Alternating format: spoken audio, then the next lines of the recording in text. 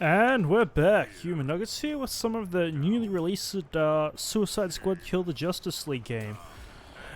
This thing had terrible reviews from the people who had early access to it and everything, so I figured I would get it anyway.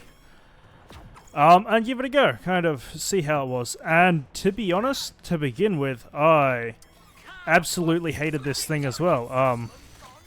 I think Act 1 is really weak, and you know, you it's more like the entirety of the tutorial in Act 1 is a long cutscene where you can kind of interact with things in between. After that though, you start unlocking actual options around the map, like, oh fucking wrong tab. We got like, none of them are popping up at the moment. But there's all the Riddler quests, like in the other Arkham games, which is a big complaint people did have, was comparing it to the other Arkham games. And I never played them to compare it, so, you know, this is kind of just my first experience with the studio. But I'm actually, yeah, once it got to the point where I could kind of free roam a bit, you do still feel somewhat locked into the, you know, main story, which is a bit of a shame. But, like, if you want, there are things around you can do. There's, like, you know, story stuff like that thing I just activated. There's side quests for all the different NPCs, or you can just follow the main story. It kind of reminds me of Borderlands. You know, with like elemental and different levels of, you know, loot for all the different classes of weapons. And then, like, you know, the kind of lots of holdout objectives and that kind of crap. And then the one thing, I'm not too happy with the, you can see there the psyched up symbol. It's like a recommended person to play the mission with. Like, I kind of want to stick with one character because they all play completely differently, but story-wise, it makes sense for, like, Harley Quinn to be the one taking the lead on a mission to do with Ivy.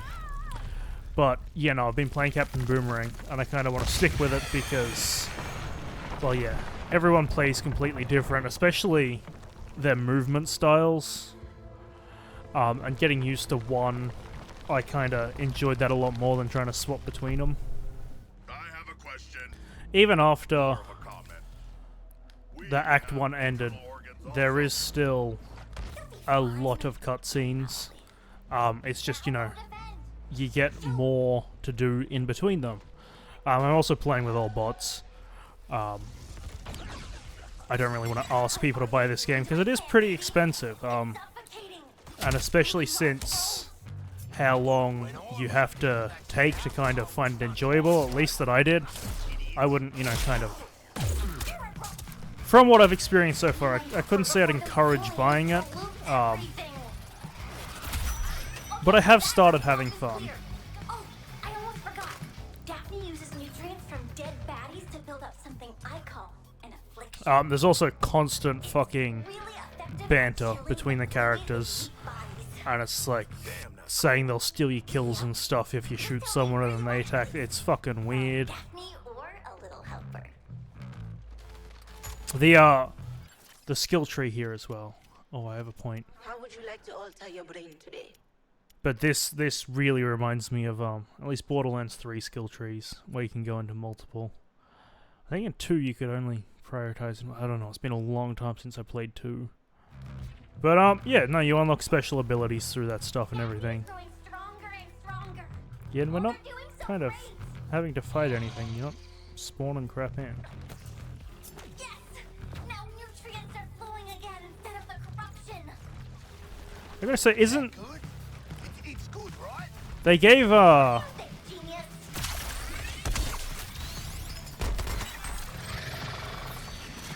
They gave Captain Boomerang here a speed gauntlet, but isn't there also just a version of Captain Boomerang that has Speed Force powers? I think it's this guy's son.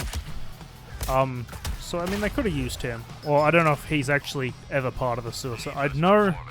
But Harkness's boomerangs are deadly. Killer support coming your way, Task Force X. I know some of DC's lore, but not a lot. We've got 2 whole affliction bursts now. Let's use it for research, but also watch them suffer.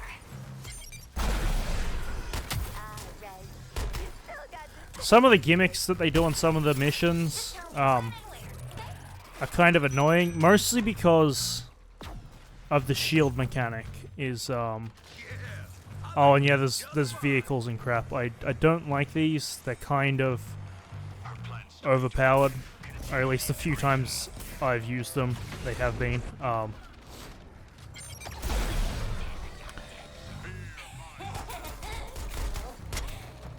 But you know, some of the gimmicks, because your shield doesn't regenerate naturally, you're meant to shoot someone in the legs and then finish them off with a melee, and that'll, you know, that'll take them out. But it seems inconsistent, especially like since I have a shotgun and a sniper as boomerang.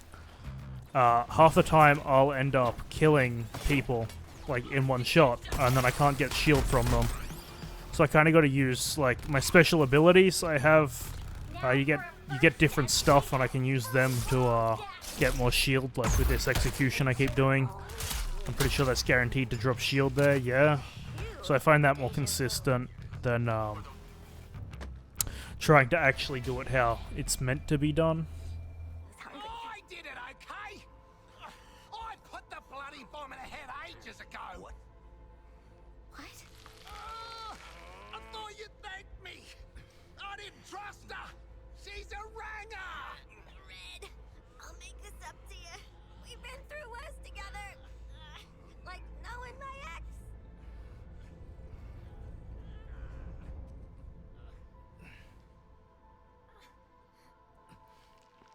I know this was really controversial because people knew about it before the game came out. There was a bit of an uproar about, you know, child slavery.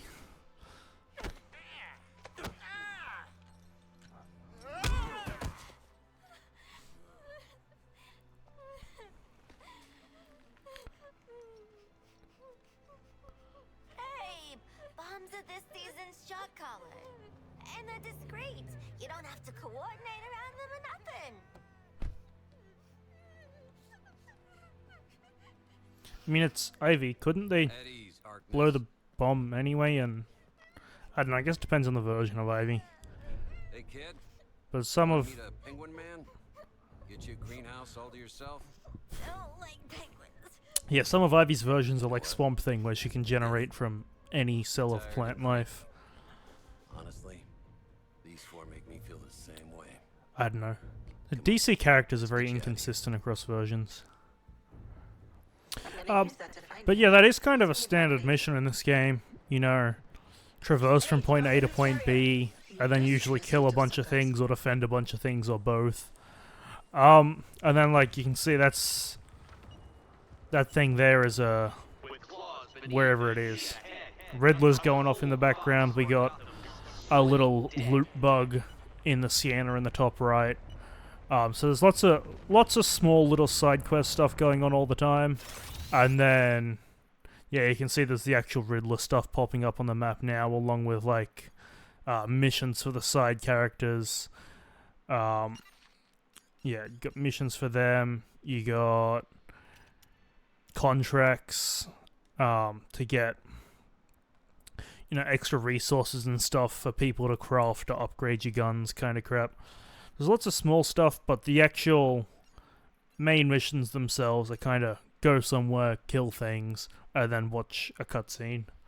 So kind of what you can do once you unlock free roam, because to begin with, you are stuck in an area around where they want you to be, and if you stray too far, they just kill you. But yeah, once you unlock free roam, I've actually been having a fun time with the game. Is it worth it? At the price it is, probably not. There might be a cool ending, as I said. I haven't even killed the first member of the Justice League. But I have been playing for a while. It takes a while to get through everything if you don't skip the cutscenes. because they are long sometimes. Like even the couple of ones in this are like half the recording I've made, and I'm just probably gonna cut most of them out because, well, it's not really the point of this video. I'm just trying to give my opinion on it. I did go to make an actual playthrough, like I recorded up to the end of Act 1, and it was like an hour and a half of footage. I started editing it, and I realized that it was just boring as fuck to watch. Yeah, now you could probably get away with it being kind of more interesting, but still. You know, there's more enemies around the city once you unlock free roam as well. To begin with, they're kind of only groups like this, whereas you can see over there, you got a bunch of kind of bigger enemies as well. And yeah, the different characters do have completely different playstyles, so you can kind of choose how you want to go there. Along with the skill tree, being able to refine that further. So it's, yeah, it really depends on how much time you want to sink into it right at the start. But I think that's where we'll leave it for today. I hope you've enjoyed, and I will catch you in the next one.